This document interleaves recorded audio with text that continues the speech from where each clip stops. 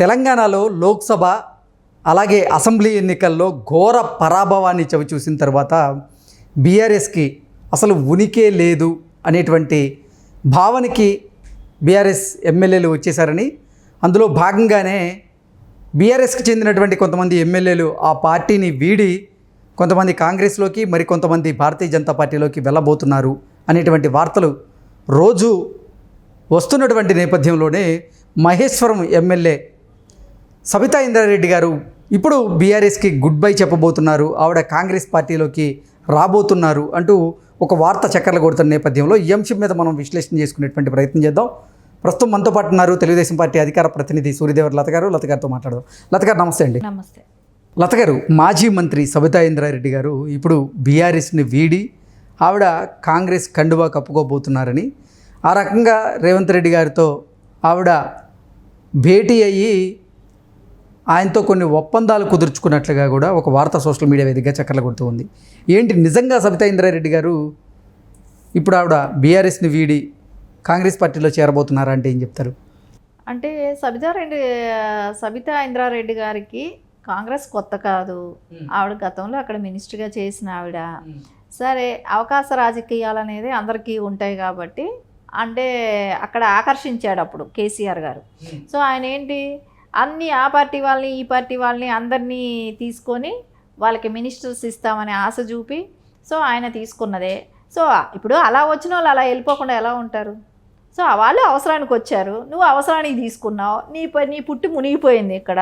So నీది ఇంకా తేలే పరిస్థితి కూడా కనపడలా. ఈ మొన్న ఎలక్షన్ వరకు చూశారు, ఏమైనా ఎంపీ ఎలక్షన్లో ఏమైనా పడుతుందా ఓట్లు, ఏదైనా ఒక సీటు 2 సీట్లు వస్తుందా అని కూడా చూశారు. అంతవరకు ఓపికగా ఉన్నదని సంతోషించాలి ఎమ్మెల్యేలు కూడా. ఎందుకో తెలుసా, ఈయన అంతవరకు కూడా ఛాన్స్ ఇవ్వలేదు కదా. వేరే పార్టీల నుంచి లాక్కున్నాడు అప్పుడు తొందరగా అన్ని పార్టీలని క్లోజ్ చేయాలనే ఆలోచన అప్పుడు కేసీఆర్ గారికి ఉన్నింది కదా. సో అంతవరకు వాళ్ళు ఆలోచించారు, ఏమో 1-2 సీట్లు ఏమైనా గెలుస్తామా, పరిస్థితి ఎలా ఉంటుంది నెక్స్ట్. కాంగ్రెస్ వచ్చింది, బీఆర్ఎస్ పరిస్థితి ఏంటి, బీఆర్ఎస్ ఇన్ని కేసుల్లో ఇరుక్కొని ఉంది. ప్రజలు అంటే కవిత జైలుకి వెళ్ళినా కూడా ప్రజల్లో ఏమైనా ఆదరణ ఉందా లేదా, సింపతి క్రియేట్ అయిందా లేదా, సో మన కోట్లు వస్తాయా రావా, ఇవన్నీ కూడా చూసుకున్నారు. అక్కడ ఎక్కడ ఒక సీటు గలా ఓపెన్ అవ్వలేదు, అసలు ఇంకా గెలిచే పరిస్థితి కనపడలేదు. సో నెక్స్ట్ పార్టీ ఉంటుందా ఉండదా అని అనడానికి కూడా మనకు కష్టమే అనిపిస్తుంది. ఎందుకంటే వాళ్ళ చుట్టూ కేసుల్లో ఇరుక్కుపోయారు. సో ఇప్పుడు రేపొద్దున ఫోన్ ట్యాపింగ్ అవ్వచ్చు కానివ్వండి, కాళేశ్వరం కావచ్చు, ధరణి కావచ్చు, ఇంక ఇట్లాంటివన్నీ మనం లిక్కర్ కావచ్చు, ఢిల్లీ లిక్కర్ చాలా చిన్నది, ఈ లెక్కన తెలంగాణ లిక్కర్ చూసుకుంటారు రేపు పొద్దున. ఇంక ఇవన్నీ ఉన్నాయి. వీళ్ళు ఎట్లాగో కేసుల్లో ఇరుక్కోవటం, కొట్టుమిట్టాడటం జరుగుతుంది. పార్టీ ఉండే పరిస్థితి కనపడటం లేదు, వాళ్ళ ప్లాట్ఫామ్ వాళ్ళు ఎత్తుక్కుంటున్నారు. సో ఇట్లా ఉన్న కేసీఆరే కూర్చుంటే లేవలేని పరిస్థితిలో ఉన్న పార్టీనే నేను పార్టీని ఎప్పుడైనా కూల్ చేస్తానని ఒక పిచ్చి వాగుడు వాగుతున్నాడు కేసీఆర్ గారు. సో ఆ వాగుడికి ఎందుకు ఏదో ఒకటి సర్లే ఒకేసారి చెక్ పెడితే ఫామ్ హౌస్ నుంచి బయట రాకుండా ఉంటాడని ఆలోచించారేమో రేవంత్ రెడ్డి గారు. సో ఫామ్ హౌస్ నుంచి బయట రాకుండా చేయాలంటే ఏం చేయాలి, సో అప్పుడప్పుడు ఈ వాగుడు కూడా వాగకుండా ఉండాలంటే ఏం చేయాలని ఆలోచించాడు. సో అందుకే ఉన్న 4 ఎంతమందిని కొంచెం వస్తానన్న వాళ్ళకి క్లియర్ చేశాడు. సరే, వాళ్ళు ఒకవేళ కాంగ్రెస్ తీసుకోకపోయినా వాళ్ళు వేరే ఆపర్చునిటీ లేదు, వేరే పార్టీలకు మళ్ళీ బీజేపీకైనా వెళ్ళిపోతారు. సో వాళ్ళకి ప్లాట్ఫామ్ కావాలి, ఇప్పుడు రాజకీయ పార్టీ వేదిక కావాలి. ఎలాగో ఇక్కడ ఆపర్చునిటీ లేనప్పుడు ఖచ్చితంగా వాళ్ళ పార్టీలు మారిపోతారు. దానిలో వెళ్ళే వాళ్ళని తప్పు పట్టాల్సిన పని లేదు, ఎందుకంటే గతంలో ఏం చేసిన పనులే అవే కదా కేసీఆర్ గారు. అంటే బీఆర్ఎస్ ఇప్పుడు మునిగిపోయేటువంటి నావని బీఆర్ఎస్ ఎమ్మెల్యేలు గ్రహించారా? అందుకే వారు పార్టీ మారేందుకు సిద్ధమవుతున్నారా? ఇప్పటికే 25 మంది బీఆర్ఎస్ ఎమ్మెల్యేలు కాంగ్రెస్ పార్టీలోకి రాబోతున్నట్లుగా కొన్ని వార్తలు అయితే వస్తూ ఉన్నాయి. రేవంత్ రెడ్డి గారి సమక్షంలో ఇప్పటికే కొంతమంది బీఆర్ఎస్ ఎమ్మెల్యేలు కూడా కాంగ్రెస్ పార్టీ తీర్థం అయితే పుచ్చుకున్నారు. దీన్ని ఎలా చూడాలి? ఎందుకంటే గతంలో ఏదైతే చేశాడో ఎవరు కేసీఆర్ గారు, ఇప్పుడు ఒకటి తెలుగుదేశం ఎలా ఉన్న పార్టీని ఎలా చేశాడు. సో సెకండ్ ప్లేస్ అంటే కాంగ్రెస్ కన్నా కూడా ముందులో ఉంది తెలుగుదేశం అప్పట్లో.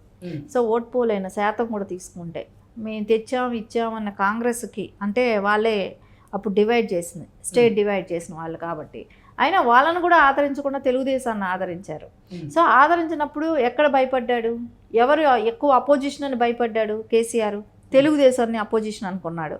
తెలుగుదేశాన్ని టార్గెట్ చేయాలనుకున్నాడు. తెలుగుదేశంలో ఉన్న ఎమ్మెల్యేలందరినీ తీసుకెళ్ళిపోయాడు. ఆ రోజు 16 మంది ఎమ్మెల్యేలను తీసుకెళ్ళాడు. తర్వాత టర్మ్లో 2 ఎమ్మెల్యేలు గెలిస్తే వాళ్ళని తీసుకెళ్ళాడు. వచ్చిన అధ్యక్షులందరినీ కూడా తీసుకెళ్ళాడు. సో ఇలాంటివన్నీ చేసినప్పుడు ఈరోజు తప్పెలా అవుతుంది? నువ్వు చేసినవే కదా, నువ్వు ఒక పార్టీని ఎలా నిర్వీర్యం చేయాలని నువ్వు చూసావు కాబట్టి ఈరోజు నీకు అదే అనుభవిస్తున్నావు.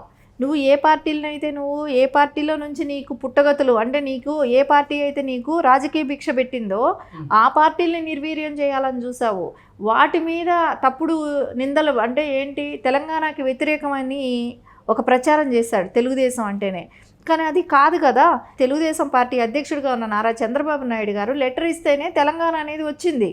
సో ఆ రోజు గట్టి అపోజిషన్ ఏ పార్టీ? తెలుగుదేశం పార్టీ. కాంగ్రెస్కి అపోజిషన్ ఎక్కడుంది? స్టేటు. అప్పుడు జాయింట్ స్టేట్లో తెలుగుదేశం లెటర్ ఇస్తే వచ్చింది తెలంగాణ. కానీ నువ్వు ఆ రోజు ఏమన్నావు? తెలంగాణలో తెలుగుదేశం పార్టీని బూచిగా చూపెట్టి నువ్వు పార్టీని నిర్వీర్యం చేయాలని చూసావు. కానీ ఈరోజు తెలుగుదేశం క్యాడర్ అలాగే ఉంది. నాయకులు కొరత ఉండొచ్చేమో కానీ క్యాడర్ అట్లాగే ఉంది, ఎక్కడికి పోలా. నీ పార్టీ ఇప్పటికి 6 నెలలు కాలేదు అధికారం కోల్పోయి, ఆ పార్టీ ఈ పార్టీ అని ఎత్తుక్కొని వెళ్ళిపోతున్నారు. కార్యకర్తల దగ్గర నుంచి నాయకుల వరకు వెళ్ళిపోతున్నారు. సో నువ్వు ఆలోచించు. ఈరోజు తెలుగుదేశం పార్టీ 20 సంవత్సరాల అపోజిషన్లో ఉన్నా గట్టిగా నిలబడే ఉంది. ఇక్కడ పార్టీ ఉంది, కానీ నీ పరిస్థితి అది లేదు. కానీ నువ్వు ఏదైతే చేసావో, ఏదైతే నువ్వు ఒక రాజకీయంలో ఒక దారి ఏదైతే చూపెట్టావో. రేవంత్ రెడ్డిని ముఖ్యమంత్రి పదవి నుంచి దించేందుకు కొంతమంది కుట్రలు పన్నుతున్నారని కొన్ని వార్తలు వస్తున్న నేపథ్యంలో రేవంత్ రెడ్డి ఒకంత భయానికి లోనయ్యారని, అందుకే తన ప్రభుత్వాన్ని తన పార్టీని కాపాడుకునేందుకే తాను బీఆర్ఎస్ నుంచి 25 మంది ఎమ్మెల్యేలను కాంగ్రెస్ పార్టీలో చేర్చుకోబోతున్నారు అంటూ కొన్ని వార్తలు అయితే వస్తున్నాయి. అలాగే రేవంత్ రెడ్డి మంత్రివర్గంలో కూడా కొన్ని చీలికలు వచ్చాయి. కొంతమంది బయటికి వెళ్ళేటువంటి అవకాశం ఉంది.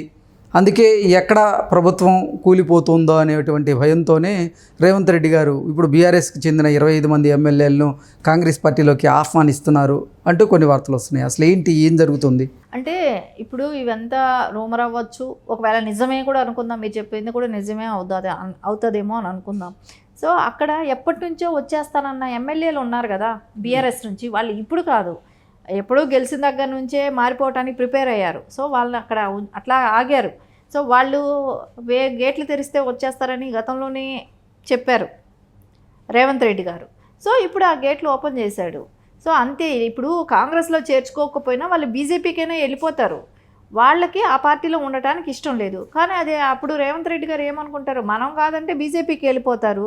అప్పుడు నేనే చేర్చుకుంటే తప్పేంటి, నేను చేర్చుకోవచ్చు కదా అనే ఒక ఉద్దేశం ఉంటుంది. పార్టీ కొంచెం పటిష్టంగా ఉంటుంది కదా. సో ఇప్పుడు ఏదైతే కేసీఆర్ గారు అప్పుడప్పుడు అంటుంటాడు కదా, నేను పార్టీని అనుకుంటే కూలగొడతాను, నేను డివైడ్ చేస్తాను, అది ఇది, నేను అధికారంలోకి వస్తాను అని అంటుంటాడు. కాబట్టి దానికి అన్నిటికీ కూడా ఒక చెక్ పెట్టే అవకాశం ఉంటుంది. కాబట్టి సో వస్తానన్నాళ్ళని జాయిన్ చేసుకుంటున్నారు. అంటే నేను అనేది ఏంటంటే ఇక్కడ ఏదైతే చేశాడో కేసీఆర్ గారు, అంటే గతంలో ఆయన చేసినాడు కాబట్టి, అంటే ఆ పార్టీ ఈ పార్టీ వాళ్ళని పార్టీ ఫిరాయింపులకి అసలు పునాది వేసిందే కేసీఆర్ అంటూ గతంలో మొన్న రేవంత్ రెడ్డి గారు కొన్ని వ్యాఖ్యలు కూడా చేయడం జరిగింది. ఖచ్చితంగా ఆయన చేశాడు కదా. ఆయన చేసిన పనులు ఇప్పుడు అదే ఇది ఇప్పుడు అక్కడ ఉన్న ఎమ్మెల్యేలు కూడా అలా వచ్చిన వాళ్లే కదా. సో వాళ్ళేమో అక్కడ నుంచి బీఆర్ఎస్ నుంచి ఇప్పుడు సిటీలో ఉన్న ఎమ్మెల్యేలు తీసుకుందాం. సిటీలో ఉన్న ఎమ్మెల్యేలు అందరూ ఎవరు ఏ పార్టీ నుంచి వచ్చిన వాళ్ళు? అంతా తెలుగుదేశం వాళ్ళు. సో తెలుగుదేశం ఎమ్మెల్యేలు వాళ్ళు అలా వచ్చిన వాళ్ళే కదా. తెలుగుదేశం బీఫామ్ తీసుకుని గెలిచి వాళ్ళు బీఆర్ఎస్కి వెళ్ళిన వాళ్ళు కదా. సో అలాంటి వాళ్ళందరూ ఇప్పుడు రేపు పొద్దున మళ్ళీ వేరే పార్టీని చూసుకుంటారు. అంటే నువ్వు ఏదైతే నేర్పించావో అది వాళ్ళు చేస్తున్నారు. దానిలో వాళ్ళని తప్పు పట్టాల్సిన పని లేదు కదా. నువ్వు ఇప్పుడు బాధపడటానికి ఏమీ లేదు. నువ్వు నేర్పిన విద్య నీరదాక్ష అని ఖచ్చితంగా అదే జరుగుతుంది. సో అసలు బీఆర్ఎస్లో ఎవరు మిగలరంటారా?